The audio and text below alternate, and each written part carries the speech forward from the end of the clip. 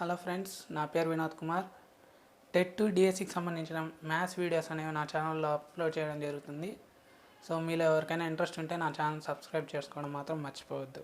ఈ వీడియోలో మనం త్రిభుజం యొక్క మధ్య బిందు సిద్ధాంతం అనే దాని గురించి నేర్చుకుందాం. సో ఈ టాపిక్ మీద కూడా మనకు క్షేత్ర గణితంలో క్వశ్చన్స్ అడిగే అవకాశం ఉంది. సో ఇది త్రిభుజంలో లాస్ట్ టాపిక్ అని చెప్పుకోవచ్చు.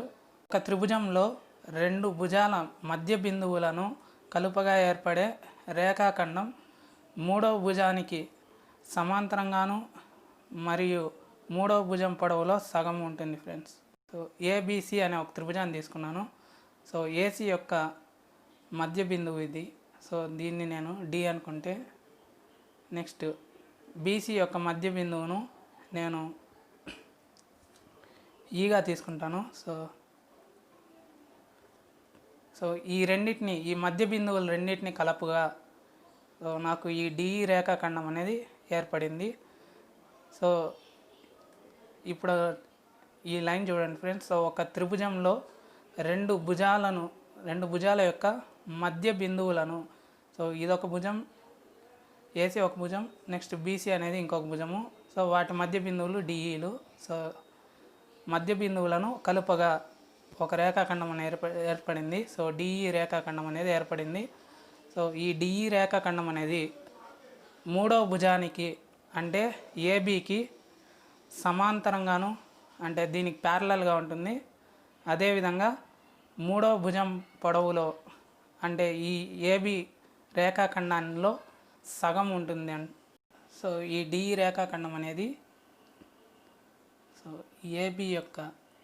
ఏబి రేఖాఖండంలో సగం ఉంటుందనేసి ఈ సిద్ధాంతం అనేది తెలుపుతుంది ఫ్రెండ్స్. సో ఇప్పుడు ఒకసారి బ్రీఫ్గా చెప్తాను చూడండి. సో ఒక త్రిభుజంలో రెండు భుజాల మధ్య బిందువులను కలుపగా, సో ఈ రెండు భుజాల యొక్క మధ్య బిందువులు డిఈ, సో వీటిని కలుపగా ఒక రేఖాఖండం అనేది వచ్చింది.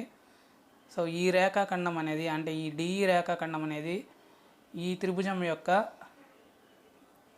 మూడవ భుజానికి అంటే ఏబి రేఖాఖండానికి ఈ డిఈ అనేది సమాంతరంగాను మరియు ఏబి యొక్క పొడవులో ఈ డిఈ రేఖాఖండం అనేది సగం ఉంటుందని ఈ సిద్ధాంతం తెలిపింది. ఇది ఒక భుజానికి సంబంధించే మనం రాసాము. సో మిగిలిన భుజాలకు సంబంధించి కూడా రాస్తే, సపోజ్ ఇప్పుడు మనం ఏసీ మరియు బీసీ అనే రెండు భుజాలను తీసుకొని దీన్ని కంపేర్ చేసాము. సో అట్లా కాకుండా ఇప్పుడు ఏసీ మరియు ఏబికి సంబంధించి తీసుకుంటే, అప్పుడు ఏసీకి సంబంధించిన మధ్య బిందువు డి, ఏబికి సంబంధించిన మధ్య బిందువు ఎఫ్. సో ఈ రెండు మధ్య బిందువులను కలిపితే అంటే డిఎఫ్ రేఖాఖండం ఏర్పడుతుంది.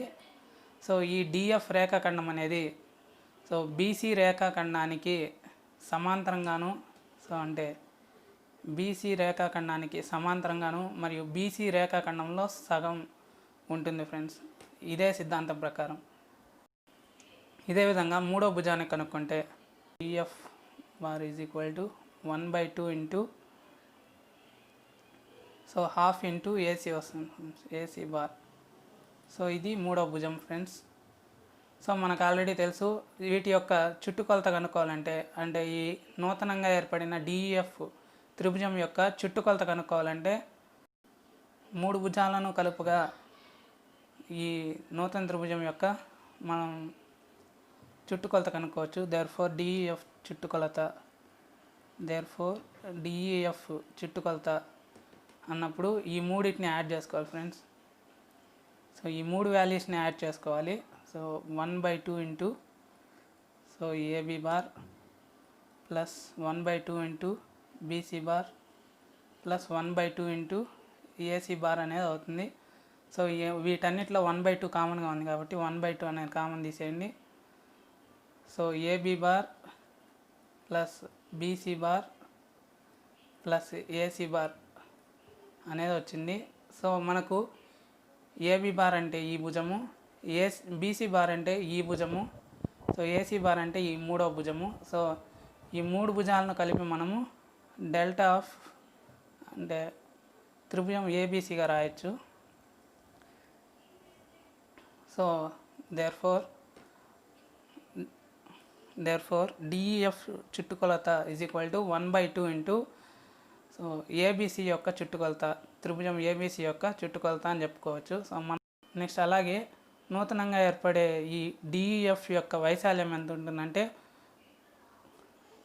ఈ పెద్ద త్రిభుజం యొక్క మొత్తం వైశాల్యంలో 1/4 ఉంటుంది ఫ్రెండ్స్. మనకి ఇక్కడ ఈ డయాగ్రామ్ చూడగానే అర్థమవుతుంది. సో దీన్ని పార్ట్స్ వైజ్గా డివైడ్ చేసుకుంటే ఇది ఫస్ట్ పార్ట్, ఇది సెకండ్, ఇది థర్డ్, ఇది ఫోర్త్, 4 పార్ట్స్గా డివైడ్ చేసాము అనుకుందాము. సో ఇప్పుడు మనకు ఈ డిఈఎఫ్ త్రిభుజం అనేది ఈ మూడో పార్ట్కి చెందింది. డెల్టా ఆఫ్ ఏబిసి అంటే మొత్తం డెల్టా ఆఫ్ ఏబిసిని 4 భాగాలుగా విడగొట్టుకుంటే మనం అందులో ఒక భాగం కనుక్కోవాలి ఫ్రెండ్స్. సో కాబట్టి 1/4 అనేది రాసుకోవచ్చు. సో ఈ విధంగా డెల్టా ఆఫ్ డిఈఎఫ్ చుట్టుకొలత మరియు వైశాల్యం అనేది కనుక్కోవచ్చు.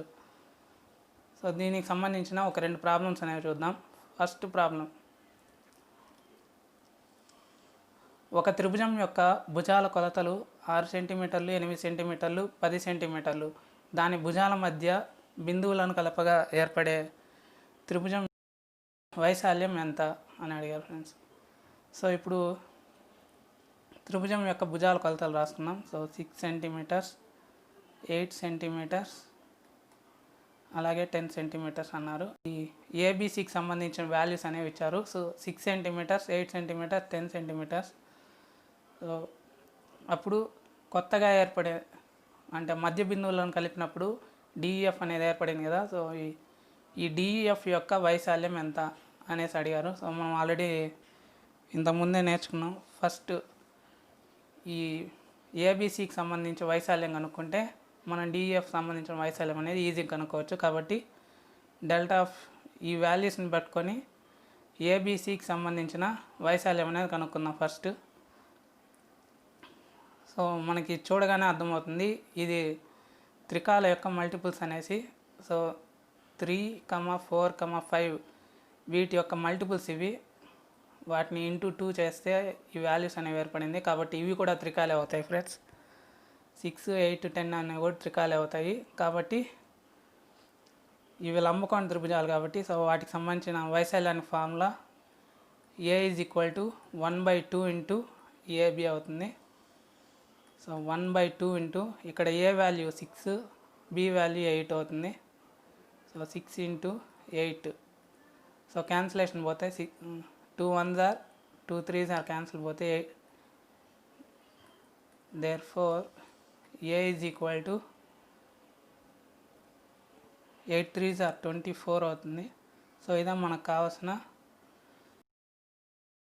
డెల్టా ఆఫ్ ఏబిసి యొక్క వైశాల్యం అని చెప్పుకోవచ్చు.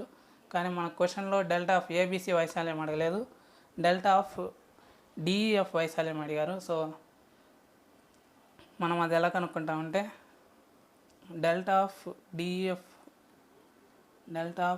డిఈఎఫ్ ఏరియా వచ్చి therefore A is equal to 1/4 into delta of ABC area. So మనం ఫార్ములాలో సబ్స్టిట్యూట్ చేస్తే 1/4 ఇంటూ 24 అనేది వస్తుంది. 4 1s are 4 6s are అనేది క్యాన్సిల్ పోతుంది. దేర్ఫోర్ మనకు కావాల్సిన వైశాల్యం A is equal to 6 centimetre square అవుతుంది. సో ఇదే నూతన త్రిభుజం డిఈఎఫ్ యొక్క వైశాల్యం అని చెప్పుకోవచ్చు. సో మనం నెక్స్ట్ ప్రాబ్లం, సెకండ్ ప్రాబ్లం చూద్దాం ఫ్రెండ్స్. దీనికి సంబంధించి ఒక త్రిభుజం యొక్క భుజాలు మధ్య బిందువులను కలపగా ఏర్పడే త్రిభుజం యొక్క చుట్టుకొలత 20 సెంటీమీటర్లు అయితే అసలు త్రిభుజం యొక్క చుట్టుకొలత ఎంత? సో ఇది మన ఓల్డ్ త్రిభుజం ఏబిసి. సో ఇది కొత్తగా ఏర్పడిన త్రిభుజం డిఈఎఫ్. వీటి మధ్య బిందువులను కలిపితే ఏర్పడుతుంది. మధ్య బిందువులను కలపగా ఏర్పడే త్రిభుజం యొక్క చుట్టుకొలత ఇచ్చారు. అంటే ఈ డిఈఎఫ్ యొక్క చుట్టుకొలత ఇచ్చారు ఫ్రెండ్స్.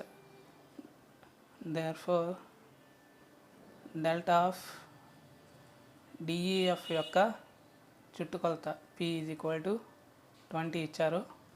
సో ఇప్పుడు డెల్టా ఆఫ్ ఏబిసి యొక్క చుట్టుకొలత కనుక్కోమన్నారు. మనకు ఆల్రెడీ ఫార్ములా అనేది తెలుసు. So delta of DF delta of DF చుట్టుకొలత is equal to 1/2 into delta of ABC చుట్టుకొలత అవుతుంది. సో ఈ ఫార్ములాలో మనం దీన్ని సబ్స్టిట్యూట్ చేయాలి. సో మనకి ఈ వాల్యూ అనేది ఇచ్చారు ఆల్రెడీ, డెల్టా ఆఫ్ డిఎఫ్ దాని బదులు మనం 20 అనేది ప్రతిక్షేపిస్తాం. Into is equal to 1/2 into మనకి ఈ వాల్యూ తెలియదు కాబట్టి పి అని అలాగే పెట్టుకుంటాం ఫ్రెండ్స్. సో పి వాల్యూ కావాలి కాబట్టి సో పి అలాగే పెట్టుకొని ఇక్కడ /2 ఉంది కదా ఫ్రెండ్స్, ఇది ఇటువైపు వెళ్తే మల్టిప్లై చేస్తుంది. సో 20 × 2 అవుతుంది. So therefore delta of ABC యొక్క చుట్టుకొలత పి ఈజ్ ఈక్వల్ టు 20 × 2 40 అవుతుంది. సో ఇదే మనకు కావాల్సిన ఫైనల్ ఆన్సర్ ఫ్రెండ్స్. సో మనం నెక్స్ట్ వీడియోలో చతుర్భుజాల గురించి సంబంధించిన ఫస్ట్ టాపిక్ చతురస్రాల గురించి నేర్చుకుందాం ఫ్రెండ్స్.